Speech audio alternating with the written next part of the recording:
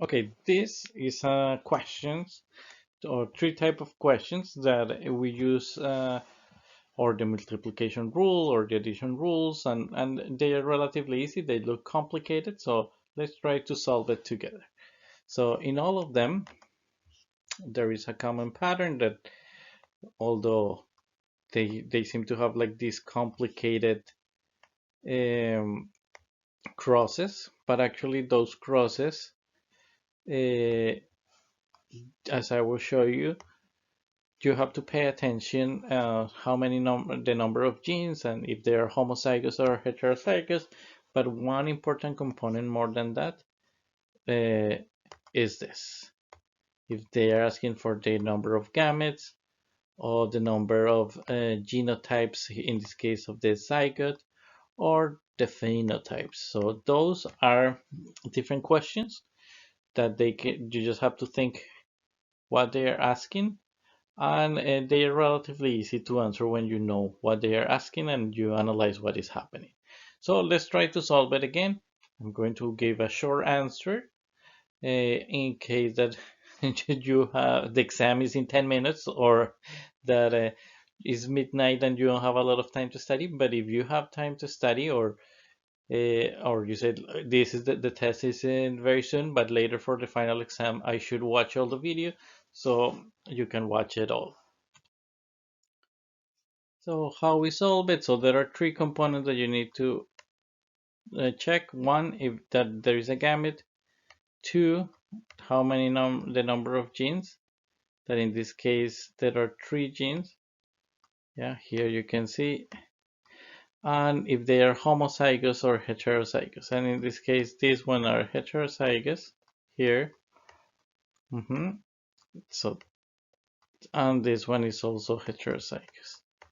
So these three parts of this question is important.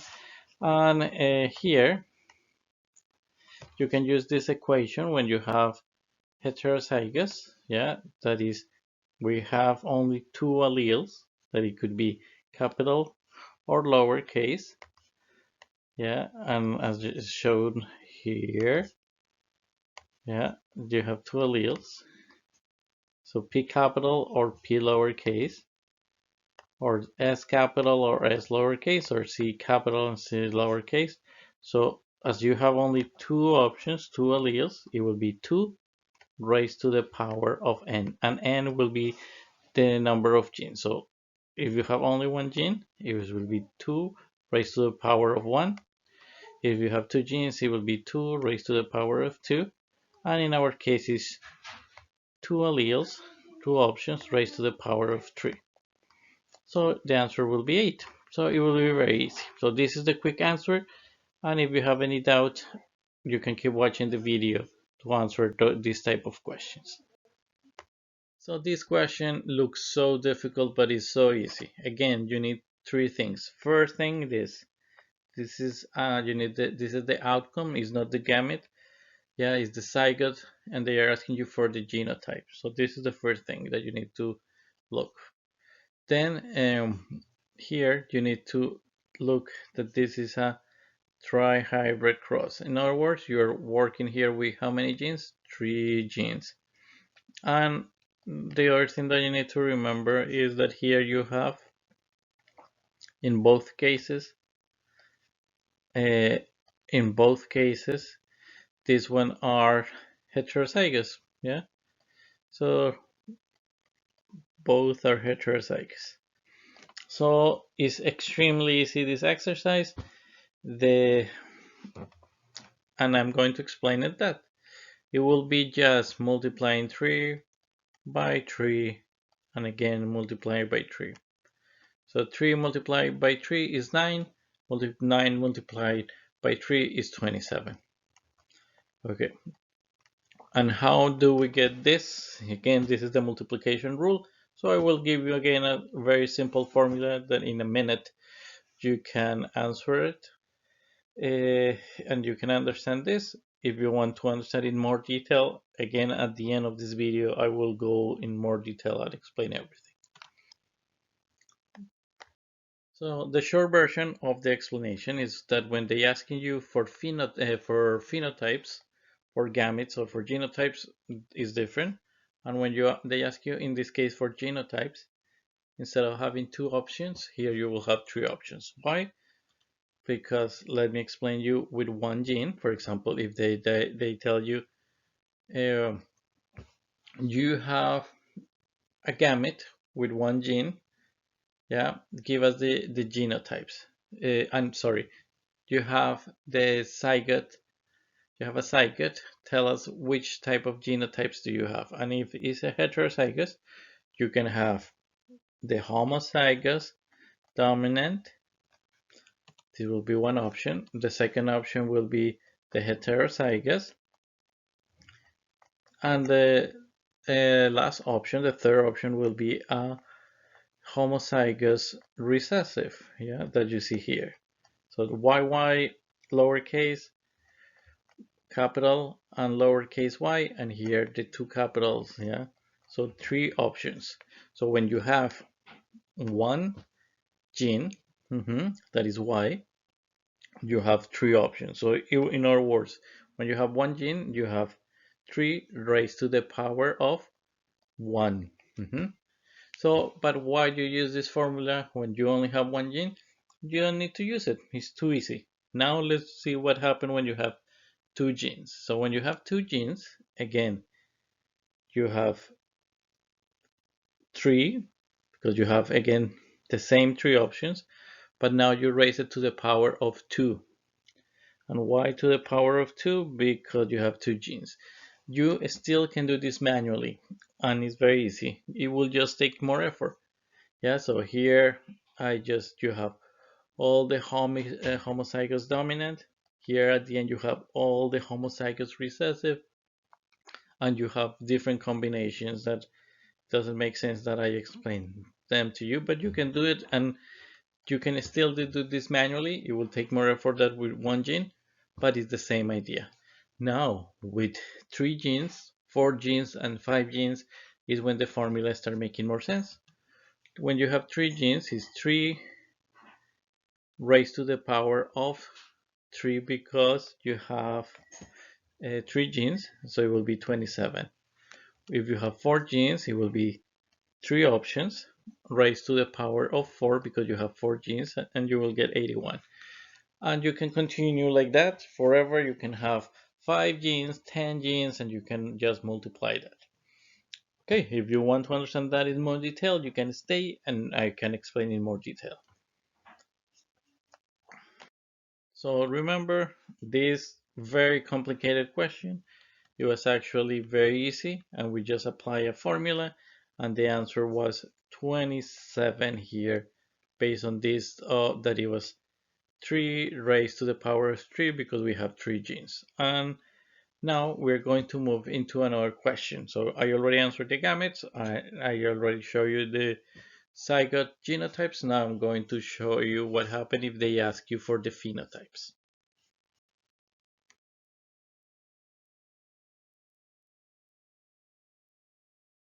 Okay, so now to finish the last short part of this video is again reading this question, and I'm trying to see what they ask you. First, here they ask you for phenotypes.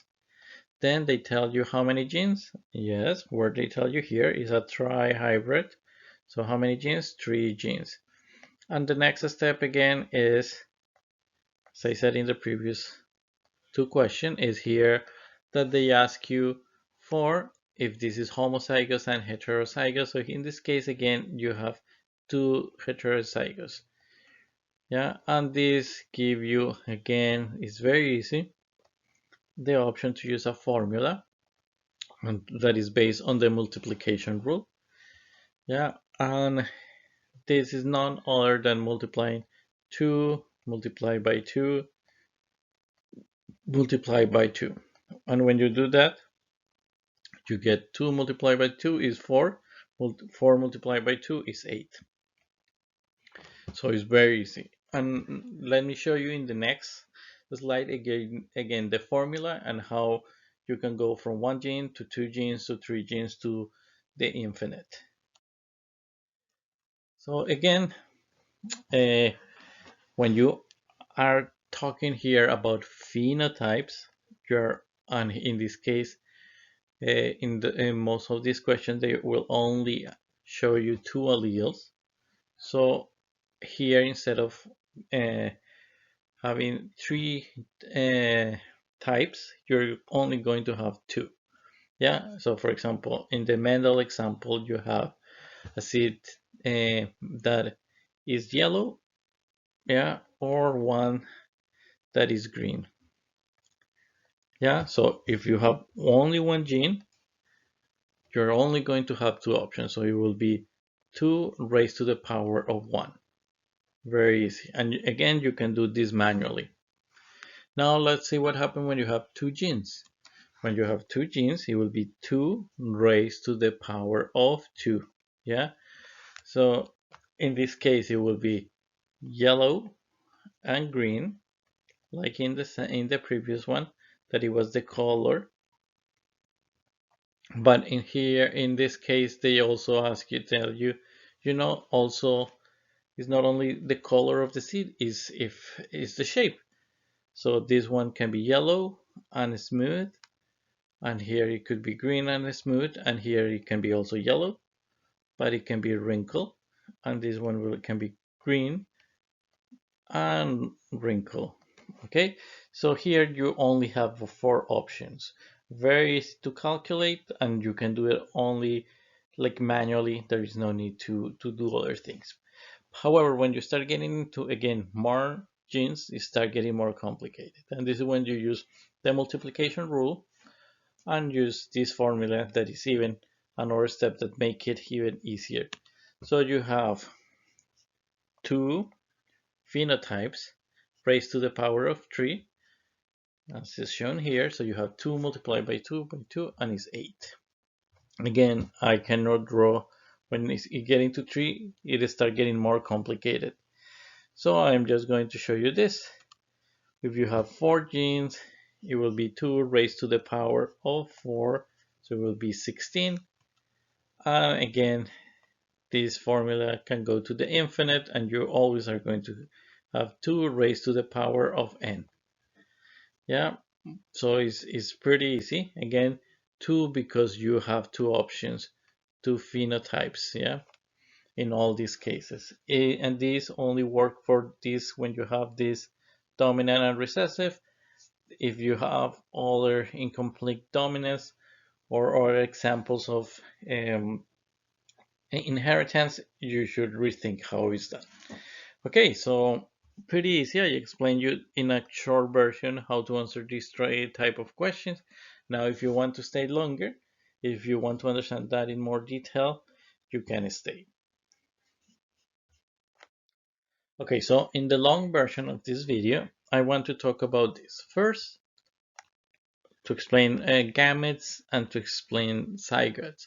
And to that, I'm going to show you what happened in a Punnett square. So I just remind you that here, the gametes will be here, while the zygote, it will be the outcome that is here. Okay, so it's very important that you remember that when they are asking you about gametes, it's different to what they are asking you when it's a zygote and when they are located in the Punnett square. So if you see these questions here, the gametes, they're asking you for this, while in the Punnett square, in the zygotes here, they're asking you for this one, and here they can ask you for a genotype, or here they're asking you for the progeny, that is again similar to the zygote, but here they ask you for a phenotype.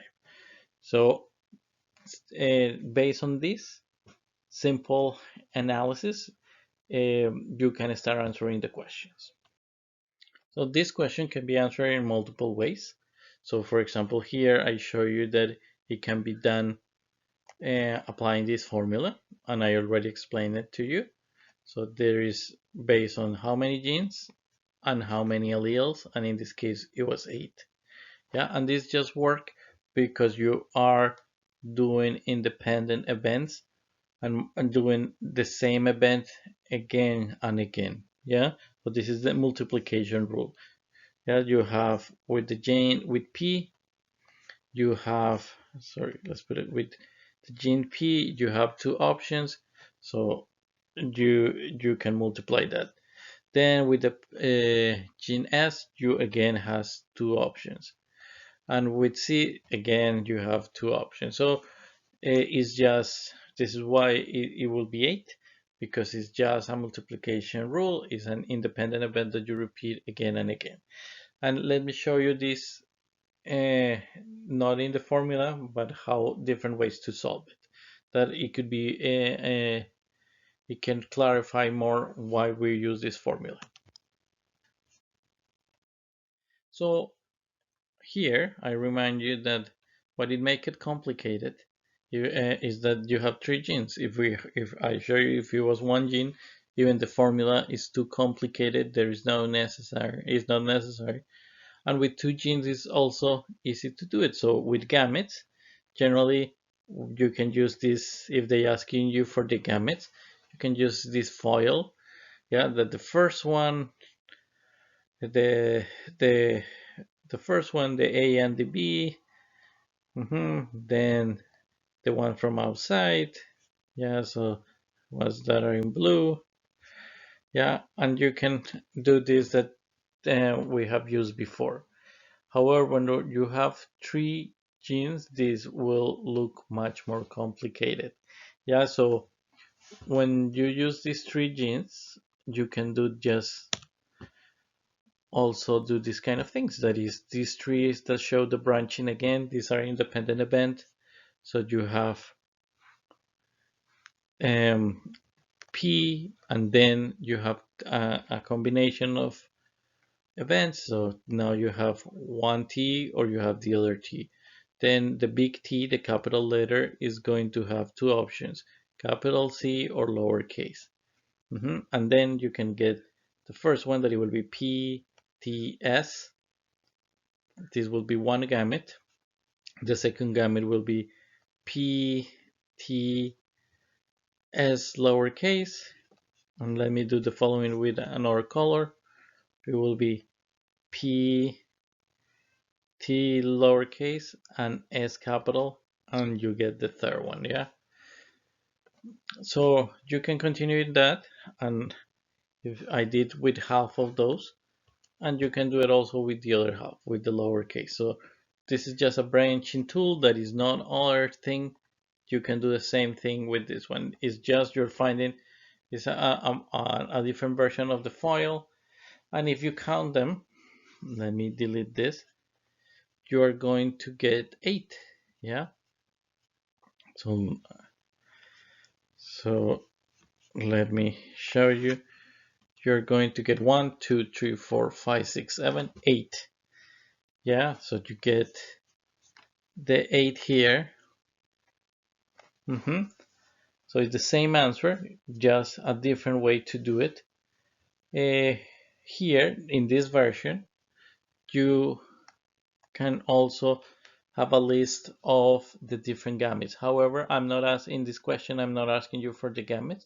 I'm just asking you for the number of gametes. So the formula is enough to answer this question. If I was asking you for the gametes, you will have to use the branching on or other technique that they give you all the combinations. Okay, so to summarize, this question is very easy. And here, the most important thing that I want that you remember is that you're just using the multiplication rule to find all the combination. Yeah. So with one gene, it's very easy because you are only going to have uh, two combinations. One that it could be uh, or the S capital or the S lowercase. Yeah. However, when you start getting more genes, you start looking for all the combinations in different ways, like the foil, or you can do the branching. Yeah, but only, for example, you can do the branching only up to here and here. When you have three genes, it start getting more complicated. And again, this give you all the combination, but I'm not asking you in this case for all the combination, I'm just asking you for the number. So here you can also do this one, or you can use the other one, the formula, and it works. This one, the formula works when you have all of them that are heterozygous. If I give you one that is not heterozygous, you will have to or use another formula or just use the branch. Okay, I hope that that was clear. Now I'm going to move to the next one. So in the previous question, I focus on this area, that it was the gametes. Now I'm going to focus on the zygotes, and that I can ask you, or the zygote genotypes or the progeny of the phenotypes. Okay, and it's very easy. Let me explain you how to solve those questions. So again, here when you start having, for example, 3 genes, you will have 8 gametes, and but they are not asking you for the gametes, they are asking you for the zygotes for this region. So in this case, you're going to have 64 options. And to do these things by hand, to get all the gametes, it would take you forever. So this way you use the multiplication rules or different formulas that can speed up things. So in the following slides, I'm just going to show you again how for genotypes or for phenotypes, it's the same idea. You can use the branching, or you can use a formula, and you just have to use the multiplication rule, and you will be, as is very similar to the previous example, you have independent events where you repeat and repeat some rules. And again, we will go from one gene to 2 genes, 3 genes, and X number of genes, and you are just applying the same logic and the same strategy to solve those questions. And again, when you have one gene, everything is very easy to do, and you can do it by hand. But I think it's a good way to explain the exercise, to know what is the logic underneath the formulas and underneath the or the that explain the multiplication rule. So if you have, there's 2 alleles, like in all the exercise that I show you, you're going to do this monohybrid cross. That is very easy to do. So here you're going to have, for example, the phenotypes. Again, you're going to have only 2 phenotypes. Yeah, it could be, let's put it with, it could be yellow. Yeah, or it could be green. Yeah, so there is only 2 phenotypes.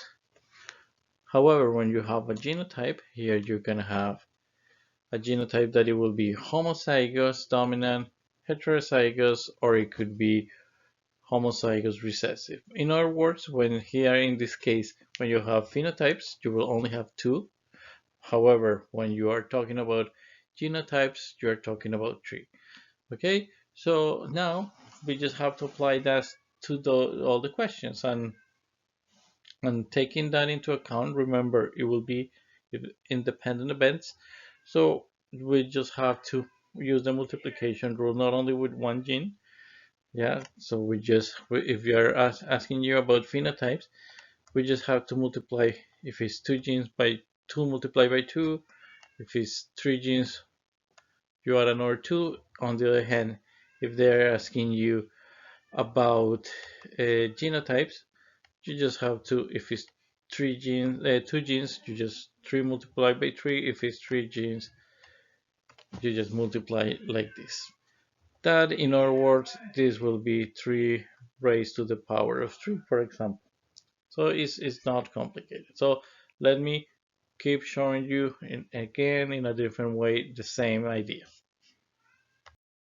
So now we're going to add another layer of complexity. Now we're going to do it with 2 genes.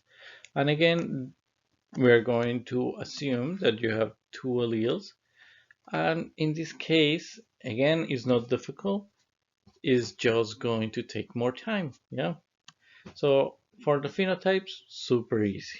How many phenotypes? We can count it and we already did it in the short version of the video. You have or yellow, or you can have green, and this will give you two phenotypes, but also you can have a smooth and rough. Yeah, so this that you have always study. So that before. So here you have 1, 2, 3, and 4.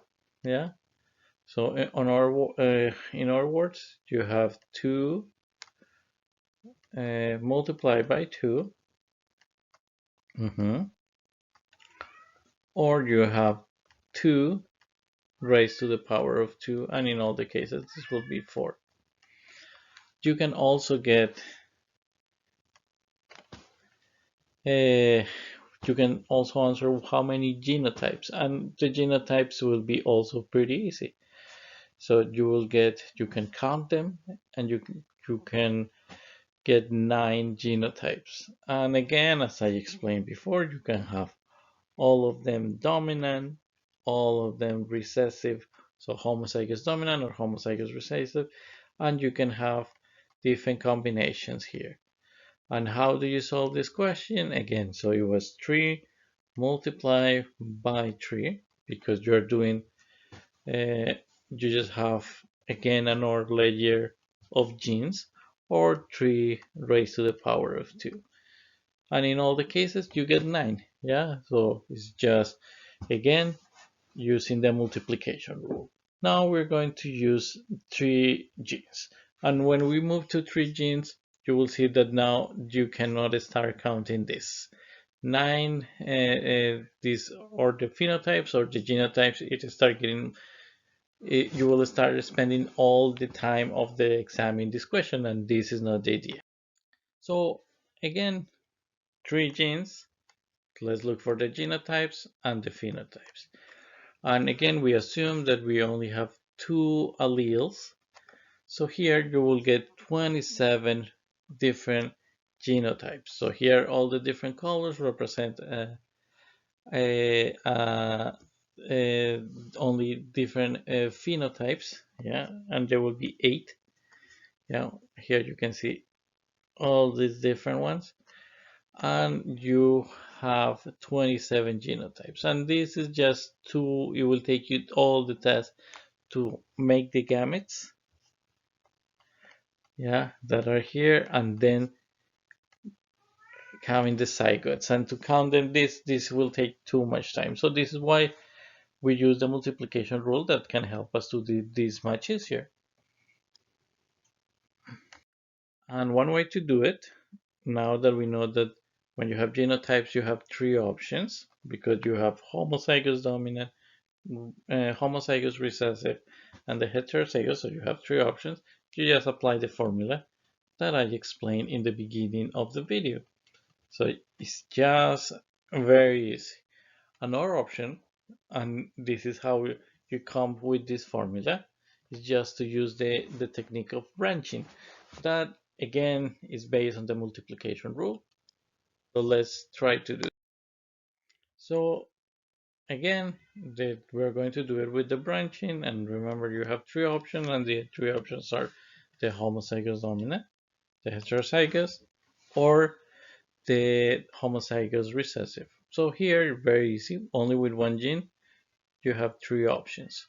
Now, if you have another layer of genes, you will have 9 options.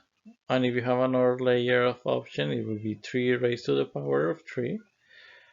That this will be 27. Okay, so how you do that with the branching? Again, very easy. So what you will do is, here it will be the second layers of genes, and here you remember that you have 3, here you are going to have 1, 2, and 3.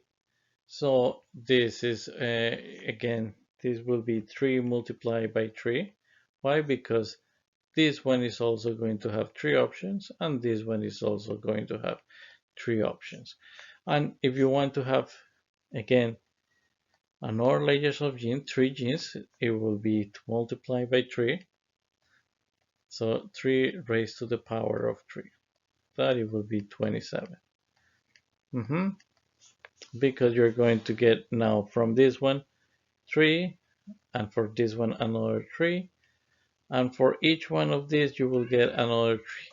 That it will give you 27. Let me show you a more complete example. So just recapping and showing you again, if you see this SS dominant is going to give you 3 more options. Yeah, this one, the SS but heterozygous. Yeah, here it is going to give you 3 options, and finally this one here is going to give you 3 more options, the homozygous recessive. In other words, if you count, you will get 1, 2, 3, 4, 5, 6, 7, 8, and 9 options. Yeah, you can count here the 9 ones. And you can do exactly the same thing here. But why to do it if we already know? So you'll get 9 branches here. And here you're going to get 9 branches. So for that reason, we say that is 3 multiplied by 3 multiplied by 3, or 3 raised to the power of 3, that it will be 27. Okay, so as you see here, you can see the multiplication rule showing you that these independent events, you are just repeating the same event again and again. And as I try to explain things as clear as possible, I actually made all the branches here, and you can see that I went up to 27. Yeah, so instead of you taking all this time doing this during a test, you can just, now that you understand this in much more detail, you can just apply the multiplication rule or the formula that I gave you in the beginning that is based on the multiplication rule, that it make life much easier for you. Okay, so I hope that if you spend the time watching this video, now you know that there are 3 steps to answer this question. First, to identify if it's a gamete or a zygote or here in this case the progeny. Yeah, so the gametes will be one type and the zygote or the progeny is the other type. The second thing is how many genes are involved. In all these cases, all of them are the same. It's a trihybrid, and later you have to check for the heterozygous, or if it's a homozygous or a heterozygous. And in these cases, all of them are heterozygous, and these make life much easier for you. And I show you a formula that can help you to solve that, and all of them using the multiplication rule. And I gave you the basis of how to use those. If you have any doubt, I know that you might have to watch this video twice. Uh, just let me know and I can explain it again, or I can try to find a different way to explain it. Have a good day and bye.